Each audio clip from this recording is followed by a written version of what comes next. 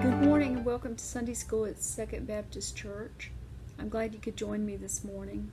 We're continuing our study in the book of Isaiah, and this week the title of our lesson is God Sends, and it's talking about the call of Isaiah to be a prophet of the Lord. And so as we get started, the book talks about the idea of volunteering for something, like Isaiah did when he said, I'll go.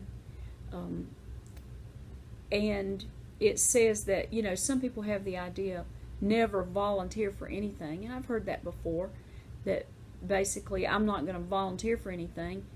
If I'm going to work, somebody's going to pay me for it. I've heard people say that. And I guess that, that is the way some people feel.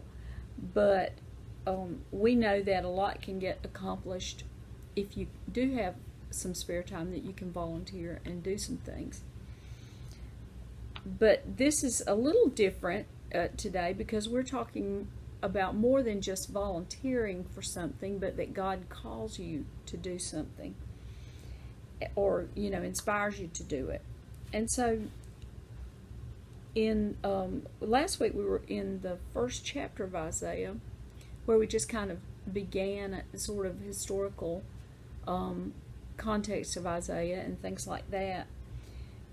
And we're going to skip over a few chapters now to get to the lesson for today. So in those chapters that are skipped, I just want to briefly touch on a little bit of what is found in those chapters, so that it's a continuous thing.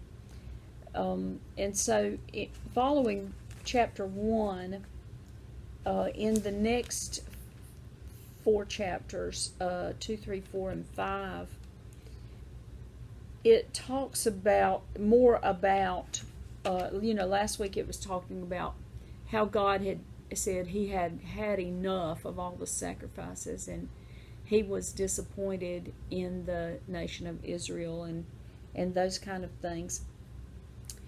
And so then it continues on with talking about there will be a day of reckoning, and how, punishment or consequences will come. It's actually very interesting as I read through it, because some of it sounded like the things that I think would refer to the end of the world. And then, some people may say that would refer to the end of the world, and then others may say it refers to the coming exile of the nation of Israel and Judah, as they were attacked from outside and went into exile. And it may be both. He talks about in chapter 3 about how the leadership is going to be removed and children are going to be in charge, and God's judgment on the people and those sorts of things. And then it says but there will be a remnant. It refers to that there will be a remnant that will be spared. And then in chapter 5, and I encourage you to read those chapters that I just skimmed over, because there's some good stuff there, and important things for us to reflect on, even in our own lives and the way that we live as a nation. So in chapter 5, there's something called the parable of the vineyard, and it's written in a sort of poetic form, song form, something like that. But it talks about how God planted a vineyard, or it says, it talks about it doesn't say God planted a vineyard, but it says my beloved and his vineyard. Anyway, it's talking about God planted a vineyard, being the nation of Israel, and how he did everything he could to tend the vineyard, put a fence around it, build a watchtower, and take care of the plants and all of that. And yet the vineyard did not produce. And then it says because of that, he's going to just let the vineyard be overrun by nature and be torn down. And it is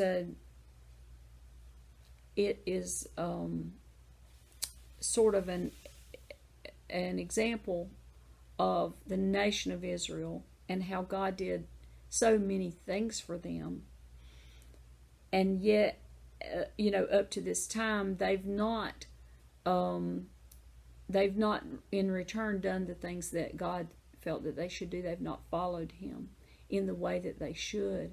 And so now he's going to allow them to be attacked and taken into exile.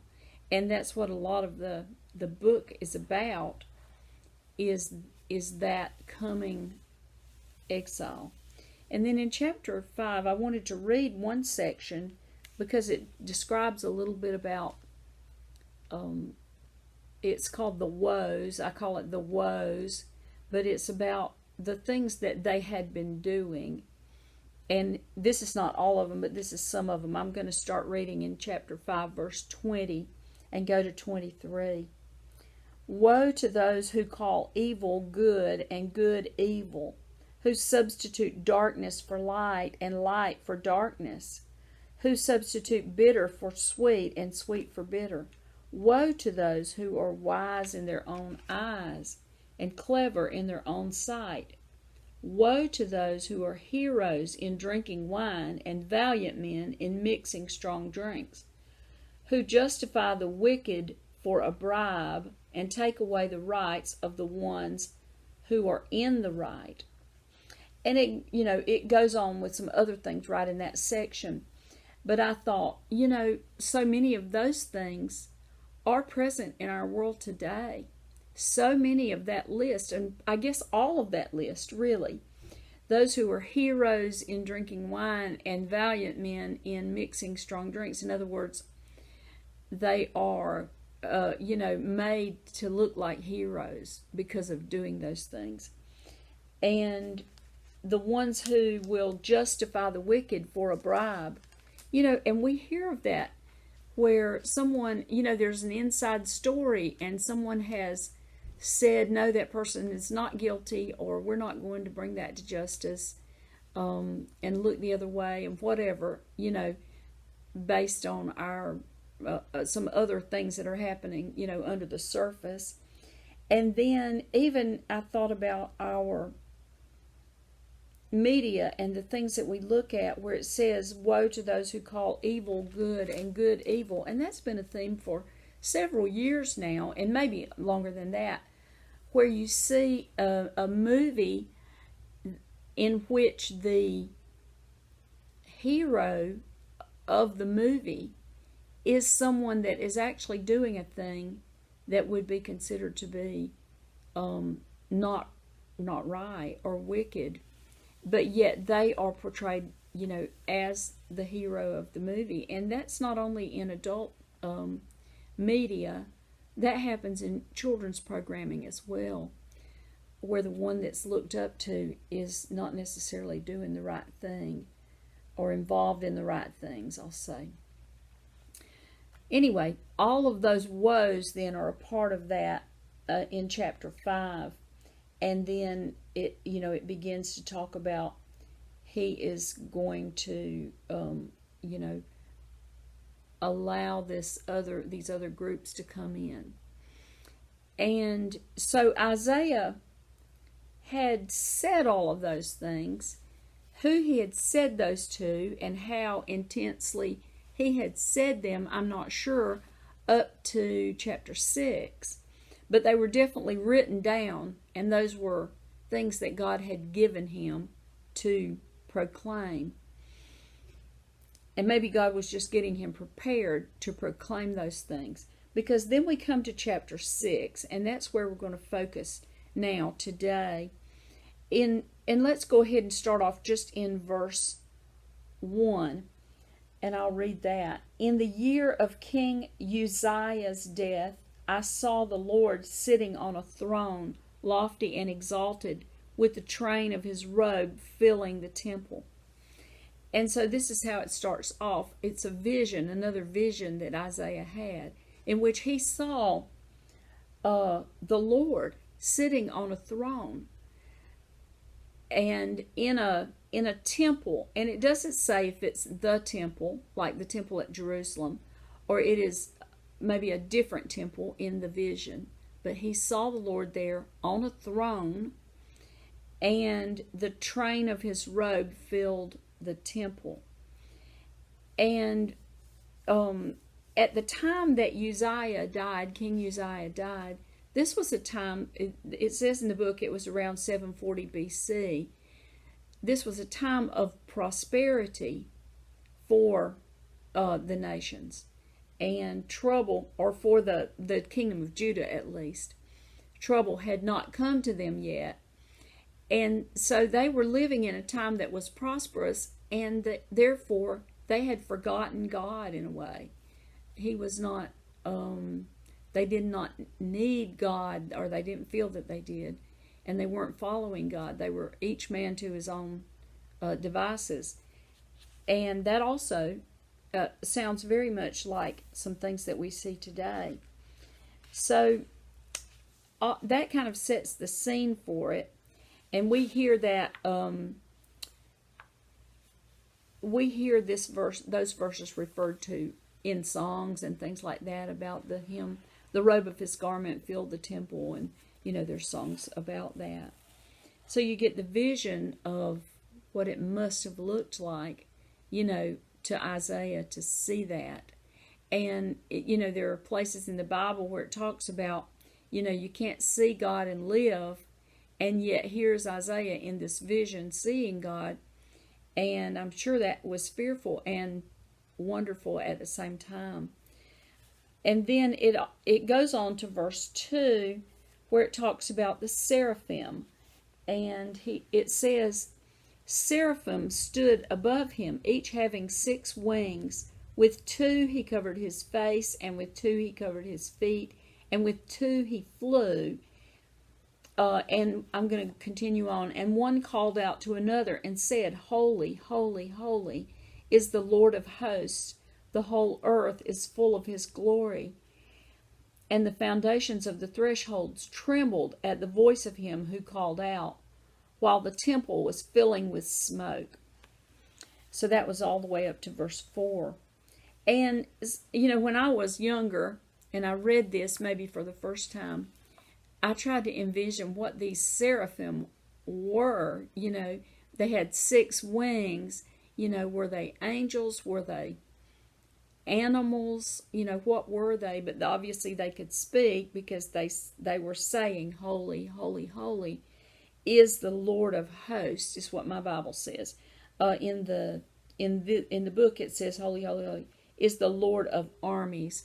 And host, just gives you the vision of throngs of people.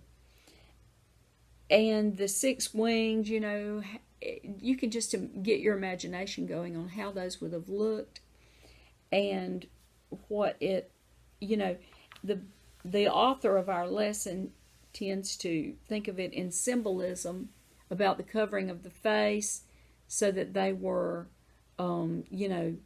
not looking at God, or not trying to be above him, even though they were, above him around the throne as they were saying the things that they said. And it was interesting to me also, this phrase that they said. They said, the whole earth is full of his glory. And I always just kind of skimmed over that and thought, Holy, holy, holy is the Lord of hosts. The whole earth is full of his glory, meaning his glory is so large it fills the whole earth. But actually, when I dug deeper into that, it kind of means that his glory that the whole earth was created by his glory, in other words, and that the whole earth even glorifies him, I guess you might say. So it's the creation glorifies the maker, if that makes sense. It's a little bit different, than the way that I had thought of it before, and that was interesting. And then it talks about the power of God, how it begins to shake, the thresholds shake, and there's smoke, and all of this. So when you put the whole picture together, I mean, it's just almost hard for us to imagine how wonderful God is, and how we're nothing really. It puts us into perspective, doesn't it? And then let's go on to verse. I'll go ahead and read verse 5, 6, and 7, because Isaiah sees all of this, and then it says, "Then I said," this is Isaiah now, "Then I said, woe is me, for I am ruined, because I am a man of unclean lips, and I live among a people of unclean lips. For my eyes have seen the King, the Lord of hosts." Then one of the seraphim flew to me with a burning coal in his hand, which he had taken from the altar with tongs. He touched my mouth with it and said, "Behold, this has touched your lips, and your iniquity is taken away, and your sin is forgiven." So Isaiah refers there to the idea that he has seen God, and woe unto him, because he knows that he's not a person worthy to see God and live through it, So he thinks this is the end of him because of that. And then the seraphim does this thing where they take the coal from the altar, and they come and they touch Isaiah's lips with it. And this is maybe a representation, because what comes out of your mouth comes from your heart, doesn't it? And so to have clean lips, it doesn't really mean that your actual lips are clean, but rather that your heart is clean, so that the things that come out from your lips are clean things that come out.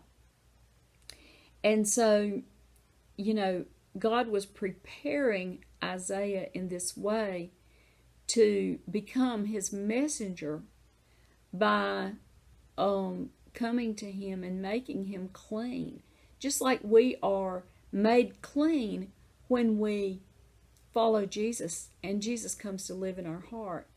We start out with a sin-filled heart that's dirty, if you can think of it in the idea of dirty and clean. It's dirty. There's stuff there that shouldn't be there, and it has accumulated to a point that it's just sin-filled. Your heart is full of the sins and the burden of the sins and the guilt of the sins that you have done. And yet, when God makes us clean, as we become a Christian and we accept Jesus, he comes to live in our heart.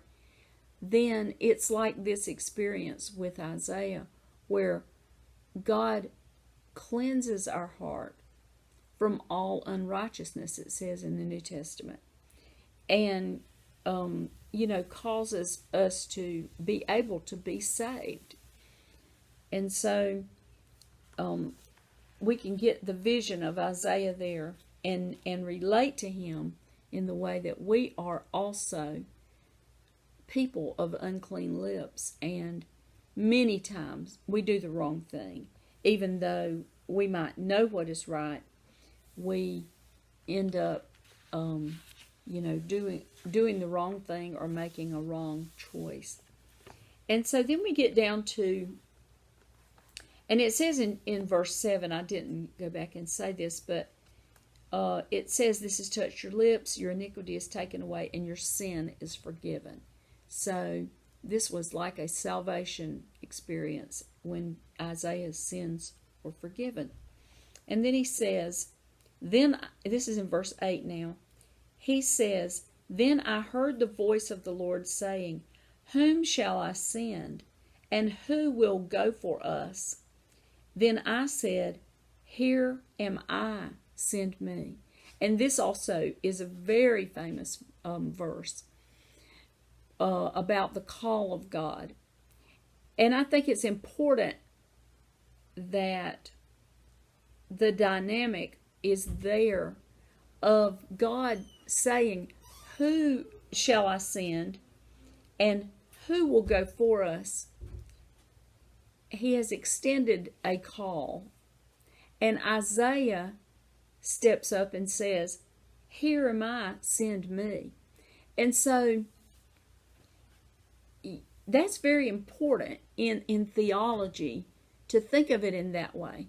Because it wasn't God saying, "Isaiah, I'm sending you, you go, period, finished." It wasn't like that. God extended the call. Isaiah volunteered himself and stepped up and accepted the call. And that's the way it works. Because God can call us, and we've met people before that said, "I felt like God was calling me to missions." We hear this fairly often. I felt like God was calling me to missions, but then X, Y, or Z happened. And so I never made it. And I don't know, maybe they were just a person that became a very good supporter of missions. And that may be the case, But sometimes I think, God calls, and then we begin to look at the clouds and the wind, as we talked about in in Ecclesiastes, and we, feel like, no, that's not something I can do. But not Isaiah. He went right ahead with it and said, "Here I am, send me." Another thing that's interesting in this verse is when God says, "Whom shall I send?" He speaks in the singular, but then he says, "Who will go for us?" That's in the plural. And you might say, okay, as Jesus was with God from the foundation of the world, the Bible says, then he was speaking in the us form in that way. Or it may be the us form like the Queen speaks, where she says, we would like you to do whatever, and really it's just the Queen that's telling you to do it, but she says it in that way, So who knows? But anyway, those are two interpretations of that little part. Okay, and so Isaiah then steps forward and says, "Send me." And so then we get to verses 9 and 10, where God speaks to Isaiah. Or the Lord from the throne speaks to Isaiah. He said, "Go and tell this people, keep on listening and do not perceive. Keep on looking but do not understand. Render the hearts of this people insensitive, their ears dull, and their eyes dim. Otherwise they might see with their eyes, hear with their ears, understand with their hearts, and return and be healed." And so God is saying, He's already said, "I've had enough of it. I'm done with this." And then now He's saying, basically that if no matter how much you tell them, they're not going to listen, but tell them anyway. And no matter how much you that their eyes are dull and their ears are dull and their eyes are dim, and otherwise they might see and return and repent. And so I think God knows that it's beyond that point now. They've had their chance a lot, and the judgment of God, the wrath of God, or the consequences are about to happen. But He still wants Isaiah to go out and tell them. And, we could debate, does this mean that they had no further chance at this point? I don't think so. I think still, if they had, like Nineveh, all repented and turned to God, even at this point, God would have relented. But they didn't. They did not do that. So it was too late, and they were about to experience the punishment. And so Isaiah says back to God, this is in verses 11 to 13. Now let's read this. Then I said, Lord, how long? And he answered, until cities are devastated and without inhabitant, houses are without people, and the land is utterly desolate. The Lord has removed men far away, and the forsaken places are many in the midst of the land. Yet there will be a 10th portion in it, and it will again be subject to burning, like a terebinth or an oak whose stump remains when it is felled. The holy seed is its stump. Okay, so this is all a part of Isaiah's vision and God speaking to him. And as Isaiah, as you can imagine yourself doing, says, how long am I supposed to do this? How long am I supposed to go around and be saying these things to them? And God says, until all the cities are wasteland, and there's these places that are utterly forsaken, and the men have been removed far away. So in other words, this is all about to happen, and you're just going to continue telling them over and over about the judgment of God, and these things are about to take place. But at the same time, he says he is reserving a remnant, a tenth or a tithe of the people, and it will be like a stump where the tree begins to shoot back up from the stump, even if the tree is has been cut down, and you've seen this before. But then from the roots there, another thing shoots up and it starts to grow. And this is what God is saying that he's doing with the nation, is that he's still reserving some people there in that land that will begin to one day restore the nation to that place. And so this again is a reflection on how God knows the end from the beginning. And he's seeing way down the road, past the exile, and this is going to take years really for it to happen. But he's looking on the other side of that already and saying, but yet this remnant is going to remain, which will, restore the nation. And so it's very interesting to think of the prophecy of Isaiah and the things that he saw, and then this was his call then upon his life to go, and he was completely caught up in the call that God had given him to go and tell the nation what God instructed him to tell. Now, was that all fun and games? No. I mean, you might hear someone say, oh, I'm called of God, and they go around and they preach a lot of happy sermons and enjoy just fellowshipping with everybody and make everybody happy. That wasn't really the case with Isaiah, was it? Because the things that God was asking him to say to them, those were not happy thoughts. But it was a prophecy. It was a call that God called him to do. And he stepped up and said, here I am, I'll do it, even before he knew what it was. Was it easy for him? Did he have a happy life? Well, I think he did, in a way of having a happy life, knowing that he was doing the thing that God had given him to do. And really, that is the way to have the happiest life, isn't it?